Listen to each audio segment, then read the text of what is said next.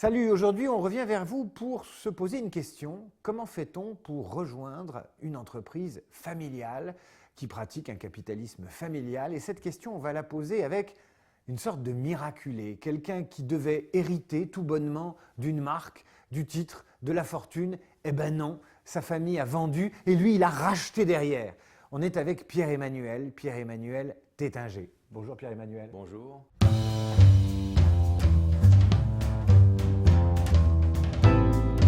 On revient vers vous. On revient vers vous. On revient vers vous. On revient vers vous.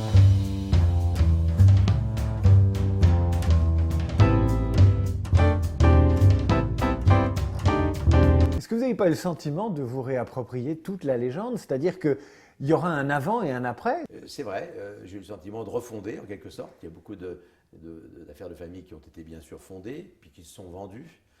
Et des personnes qui ont racheté leur propre nom, leur propre famille. Alors là, on se compte sur les doigts d'une seule main sur l'ensemble de la planète. Et surtout dans un laps de temps aussi court. Mais ben, je l'ai fait. Est-ce qu'à votre tour, vous avez recruté des gens de votre famille dans votre groupe? Oui. C'est délicat, non? Non, pas pour moi.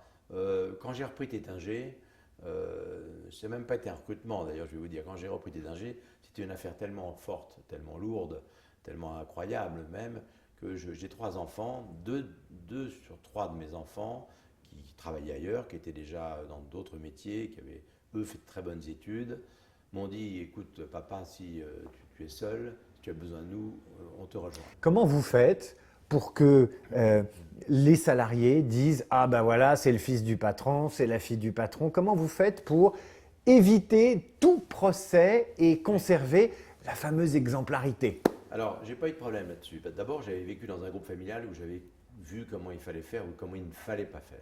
Donc, j'avais là-dessus un esprit très bien formé et très clair. Moi, en plus, j'ai pas eu ce problème-là chez Tétinger parce que c'était une évidence pour toute la maison, y compris pour les autres cadres. C'était une nécessité d'avoir un ou deux Tétinger à la condition qu'ils soient bons pour faire tout ce travail de représentation, d'explication de la marque, justement, de montrer l'ADN de la marque. Mais comme je suis un homme d'équipe, j'ai employé d'autres gens du même âge. J'ai même nommé un directeur général adjoint de cette génération, qui n'est pas mon fils ni ma fille, qui est au-dessus d'eux hiérarchiquement. Pourquoi vous l'avez Mais nommé au-dessus de vos enfants? Pardon. Parce que ça me paraissait pour le moment une nécessité. Il me fallait une tour de contrôle. Mes enfants voyagent beaucoup, ils sont dans les avions, ils sont un peu partout. Et il me fallait quelqu'un qui soit un peu une tour de contrôle entre le commerce, la production, la finance. Et j'ai pris un ingénieur pour ça. Mais qui se font quand même dans l'esprit d'équipe et de famille. Comment ça se passe, un entretien de recrutement avec Pierre-Emmanuel Tétinger? Ça se passe de la façon suivante.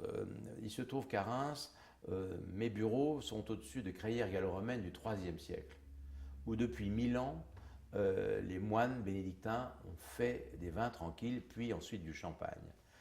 Et tous les recrutements que j'ai faits, c'était sur la base de « avez-vous envie quelque part de revivre une aventure collective où les problèmes politiques et hiérarchiques n'ont qu'un sens très limité, où les personnes du comité de direction sont interchangeables et où les questions d'ego, etc., ne jouent pas pleinement leur rôle comme ailleurs dans les grands groupes. » Vous recrutez un peu des moines.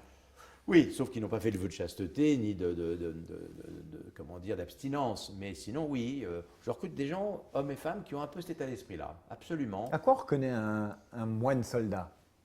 À son regard. Ah ouais. À son regard, à son détachement, à son recul, à son enthousiasme, à une façon de se comporter. Alors, c'est pas du tout, je m'engage aussi en général des gens qui savent écrire et compter. Je suis frappé de voir le nombre de CV que je reçois et de personnes qui souvent ont fait de très grandes études, qui font 15 fautes de français ou qui écrivent mal. Alors là, pour moi, c'est rédhibitoire. C'est pas digne de la langue française que j'aime beaucoup. J'aime écrire, je suis un littéraire. Et voilà, je mets beaucoup de littérature, d'humanité, de poésie aussi dans mes recrutements. Après tout, ça fonctionne aussi bien qu'ailleurs. C'est-à-dire, il vous arrive d'avoir une discussion sur un poème ou sur un livre pendant un entretien? Tout à fait. Ah tout oui. à fait. Ben oui, le champagne, c'est quand même un produit de culture. Il faut du goût, il faut de la connaissance. Quand on refait une étiquette de champagne, il faut quand même du sens artistique.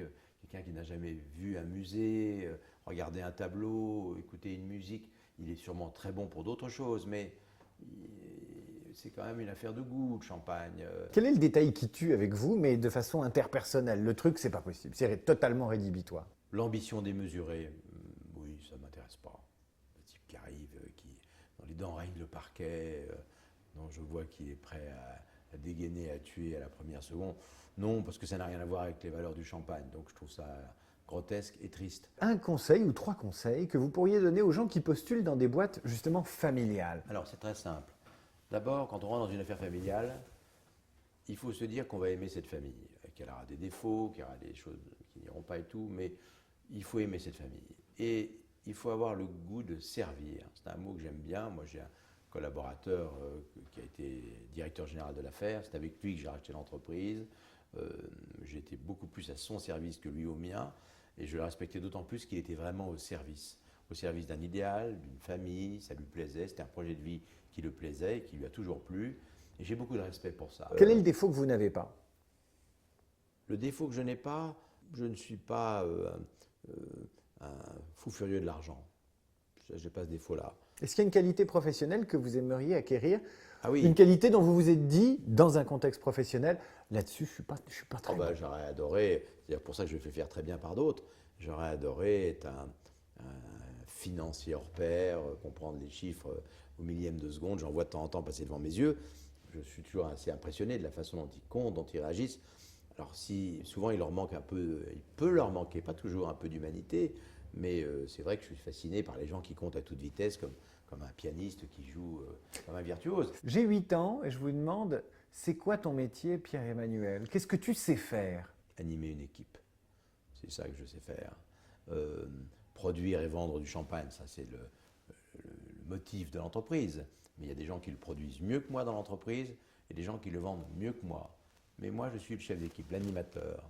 Animer une équipe, oui. Vous avez su ça très tôt ou finalement vous l'avez découvert à 50 ans passés?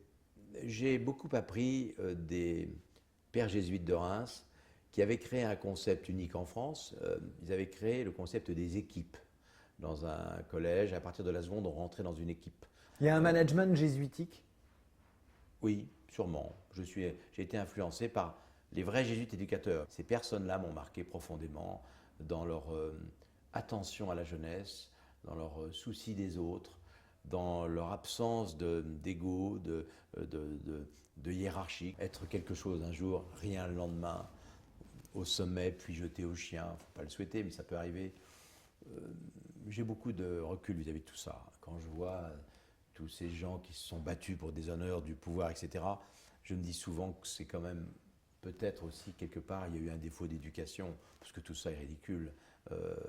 Quand on voit des gens heureux, souvent ils ne sont pas riches, souvent ils sont simplement contents d'être en famille, autour d'un bon repas, d'un bon verre de vin. C'est ça le bonheur. J'ai mis longtemps à le comprendre, mais c'est guère plus que ça le bonheur. Et puis après, savoir mourir à peu près correctement, ça va très vite, et ça vient très vite. Merci.